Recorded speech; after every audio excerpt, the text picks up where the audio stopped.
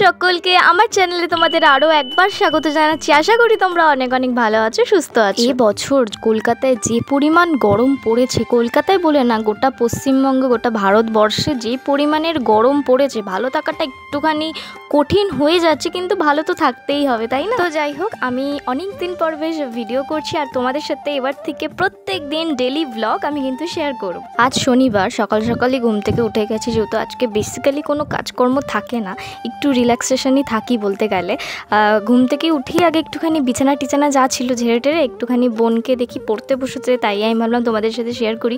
বোন কি সুন্দর একটা চোখ এঁকেছে, মানে ওর যেহেতু বিজ্ঞান প্রজেক্ট চলছে, তো দেখলাম খুব সুন্দর একটা চোখ এঁকেছে। আর এখানে ও পড়ুক, আমি একটুখানি চা গরম করে নিই, কারণ সকালবেলা একটু চা খাচ্ছি। গরমে চাটা ছেড়ে দিয়েছি প্রায় বলতে গেলে 3-4 বার যেখানে খেতাম, এখন কিন্তু একবারই খাচ্ছি।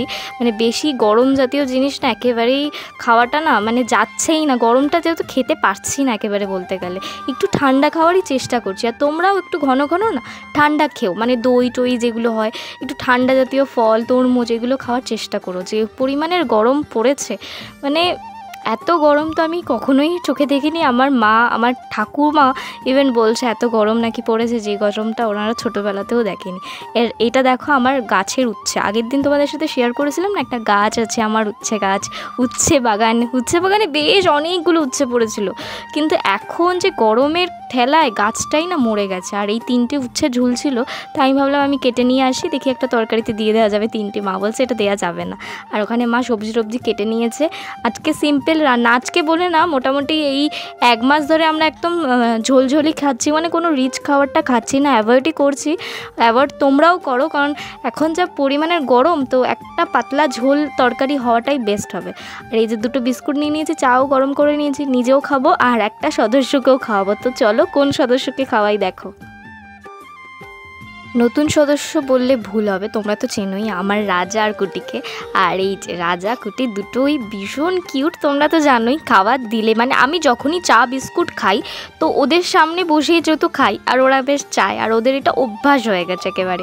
এ দেখো খাওয়ার পেয়ে কি সুন্দর মা করছে। আমার চাটা কমপ্লিট, মানে খাওয়া দাওয়া কমপ্লিট হয়ে গেছে। ব্রেকফাস্টও করে নিয়েছি, একটুখানি পাউরুটি বাটার দিয়ে খেয়েছি। আর ভাবলাম তোমাদের সাথে আজকে এই কলা, আলু আর রুই মাছ, মানে জ্যান্ত রুই মাছের একটা ঝোলের রেসিপি ভাবলাম শেয়ার করি। এটা করে তোমরা কিন্তু গরমে খেতেই পারো। প্রথমে কলা আর আলুটাকে ভালো করে হলুদ আর নুন দিয়ে ভেজে নিতে হবে, তারপর জিরে আর লঙ্কা বাটা দিয়ে দিতে হবে, একটুখানি ভালো করে কষিয়ে জল ঢেলে মাছগুলো দিয়ে দিতে হবে। তারপরে কিন্তু দিয়ে দিতে হবে ফোড়নের জন্য কি দিতে হবে সেটা আমি বলছি, দাঁড়াও। এবার কিন্তু মাছটায় ফোড়ন দিতে হবে, তার জন্য কিন্তু কড়াইতে তেল গরম করতে বসিয়ে দিয়েছে। তেলের সাথে এবার দিয়ে দিতে হবে পেঁয়াজ কুচি, একটুখানি 5 ফোড়ন, একটু নুনটা যদি চেখে নিতে পারো তো নুনটাও দিয়ে দিতে পারো। আর তারপরে কিন্তু যেই মাছটা আগে থেকে তুলে রেখেছিলো ঝোল সমেত, সেটা দিয়ে দিতে হবে। আর এখানে রান্নাবান্না কমপ্লিট হয়ে গেছে। আর একটু তাড়াতাড়ি খেতে বসে পড়েছি, এত গরম সহ্য করা যাচ্ছে না, ভাবলাম তাড়াতাড়ি খেয়ে নিই, খেয়ে একটুখানি রেস্ট নেওয়া যাবে। গরমের দুপুরে ভীষণ ঘুম পায়, মানে ভীষণই ঘুম পায়, না ঘুমাতে চাইলেও ঘুম পেয়ে যায়, জানি না কেন। ওখানে একটু পোস্ত টোস্ত দিয়ে খাচ্ছিলাম। আমার মা না পোস্তটা এত সুন্দর করে, এই জন্যই তো বলে ঘটিরা কিন্তু সেরা পোস্ত করে, আর বাঙালরা কিন্তু সেরা ইলিশ মাছটাও করে। আমার মা ইলিশ মাছটাও সেরা করে, আমি খাই না ইলিশ মাছ। তো যাই হোক, আর এখানে এই গাছটার নাম তোমরা আমাকে কমেন্টে জানাবে এটা কী গাছ।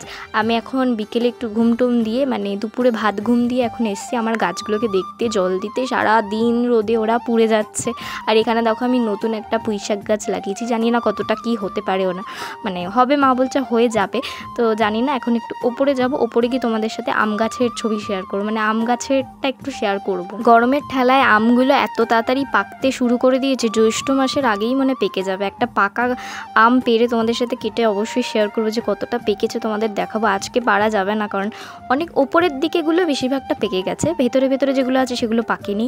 আর আমার তো এত মজা লাগে আম গাছের হাত দিলেই আম পাড়া যায়, এত মজা লাগে না কি বলবো। আর এই যে আমার দেখো উচ্ছে গাছটা মরে গেছে, খুব কষ্ট হচ্ছে, উচ্ছে গাছটা মরে গেছে। আর মানে এত কষ্ট করে গাছটাকে বড় করেছিলাম, আর এত রোদ তো নিতে পারিনি গাছটা। আর ওখানে জবা গাছগুলোও না এত শুকিয়ে যাচ্ছে, দেখি কয়েকদিন পর নার্সারিতে গিয়ে জিজ্ঞাসা করতে হবে যে এই গরমে গাছগুলো কিভাবে ভালো থাকবে বা কিভাবে বেঁচে থাকবে। আরও কয়েকটা গাছ আনবো আর গাছ লাগাবো। গাছ লাগাতে কিন্তু আমার বেশ ভালোই লাগে। গাছে জল দেওয়া হয়ে গেছে, আর এখানে দেখো আমার চেলা আমার সাথেই ঘোরে সারা দিন। মোটামুটি আমি যেখানে যাব সেখানেই ওকে যেতে হবে, আমার মিনি সোনা। ব্যাস, গাছে জল দেওয়া কমপ্লিট। এখন আমি একটু রেডি হয়ে গেছি, একটা নর্মাল স্লিপলেস একটা কুর্তি পরেছি। একটু হাঁটতে যাবো, যেহেতু সকালবেলা না ঘুমটা কিছুতেই ভাঙে না, তাই হাঁটতে যাওয়ার একদমই উপায় থাকে না। তাই ভাবলাম এখন একটু হাঁটতে যাবো আর একটু ওই ফুচকা টুচকা কিছু খেতে যাবো। ফুচকা খাই না আমি ঠিকই, কিন্তু দই ফুচকাটা একটু খাই মাঝে মাঝে, ভালো লাগে। আর হেঁটে হেঁটে চলে এসেছি, প্রচণ্ড পরিমাণে আবারও গরম লেগে গেছে, তাই ভাবলাম আইসক্রিম আছে ফ্রিজে, এই আইসক্রিমটা আমার ভীষণ ভালো লাগে।